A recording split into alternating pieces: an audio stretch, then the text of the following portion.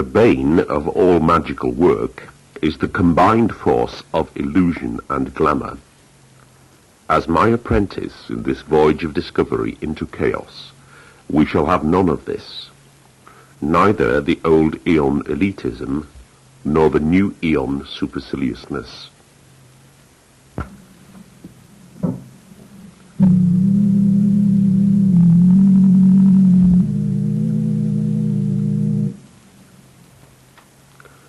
What is Chaos Magick? Chaos Magick is dangerous, awesome, full of potential, and therefore mysterious. But we should not confuse the very definite emotions which are generated by the thought of these things. They are personal factors, tools with which we will accomplish Chaos Magick.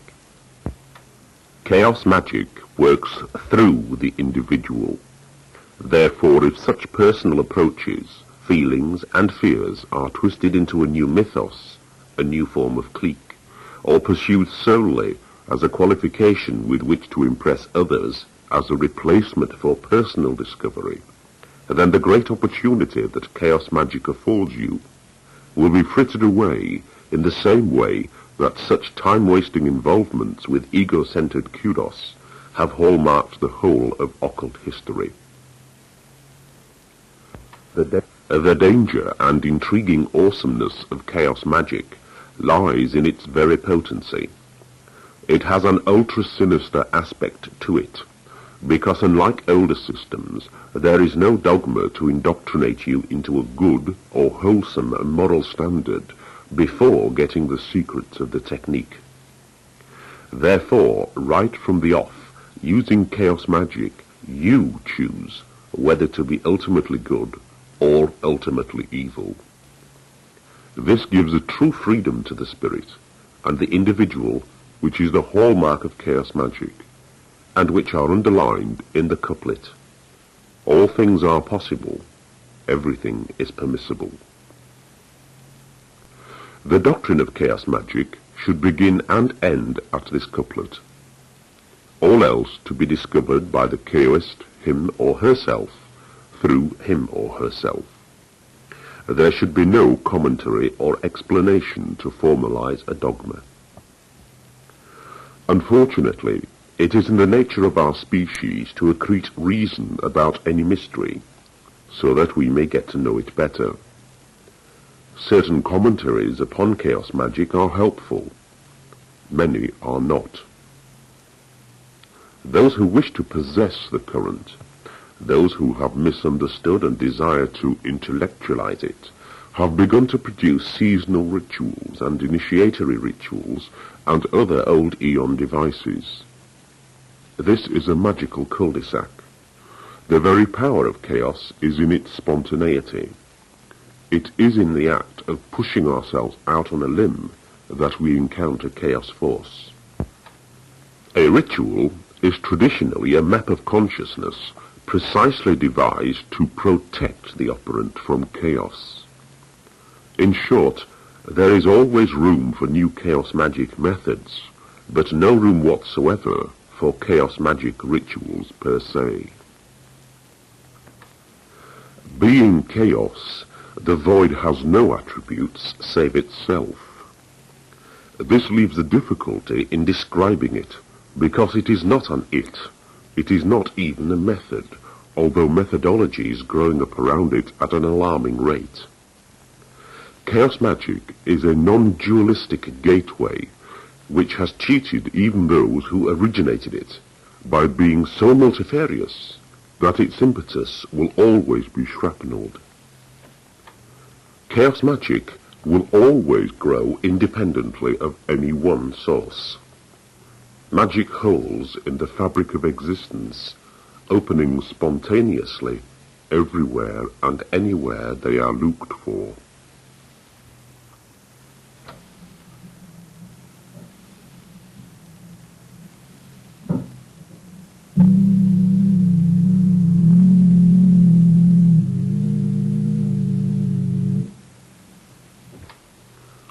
Magic, politics, and sociology.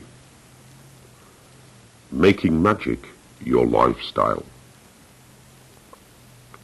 In recent years, magic has been bound up a great deal with political preference.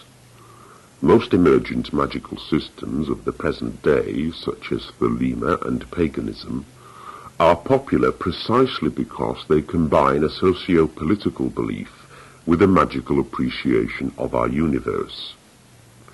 Most people require frameworks upon which to peg their opinions and preferences, and a mix of magic and politics is a holistic system which makes more sense out of our being here than plain politics alone.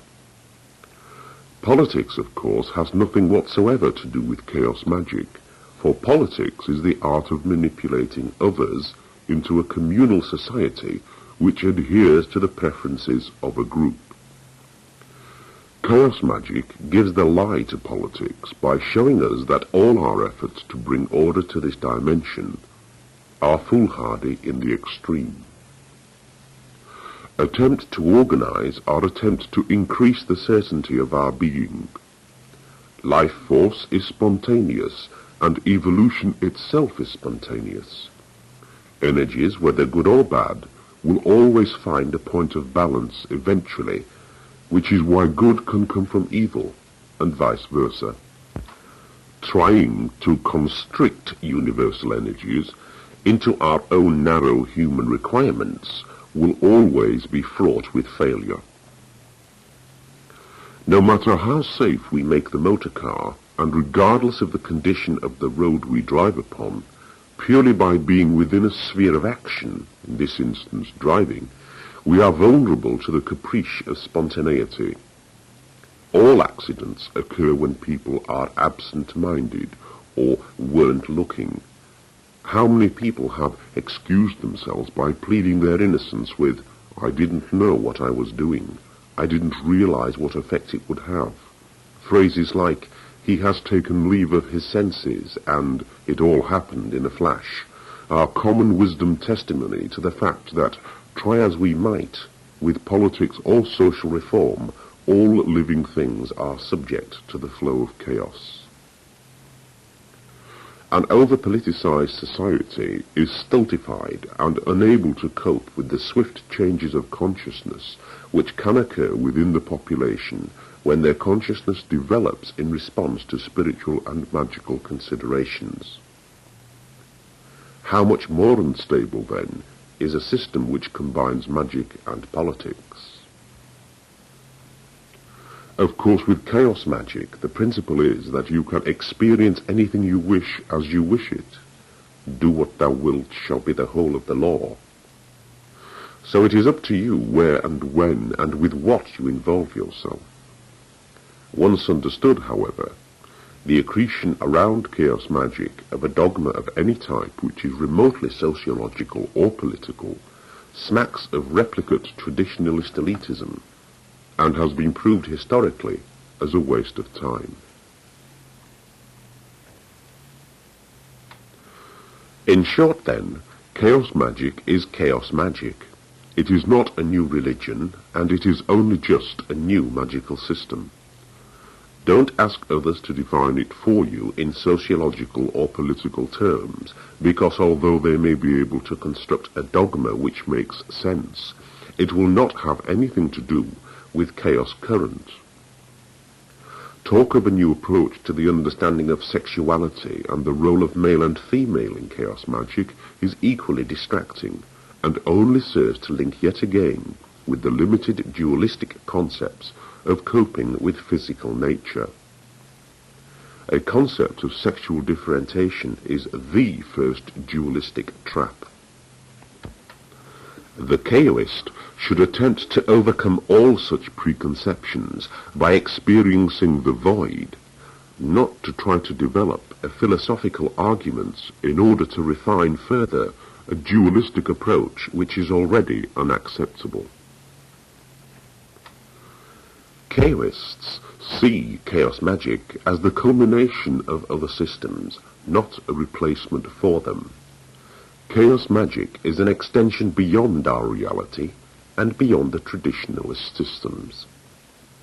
The new occultist will find within the complexity and very variety of traditional paths a mix of methodology which suits his or her nature, and, when he or she has honed their talents on these tried and tested systems, the next step must be the void and the necessary development of Chaos Magick, and its description as a system simply underlines the trap humans fall into when needing to conceptualize. Chaos Magick is neither this magic nor that magic. It is no thing. It is rather the no thing from whence comes everything.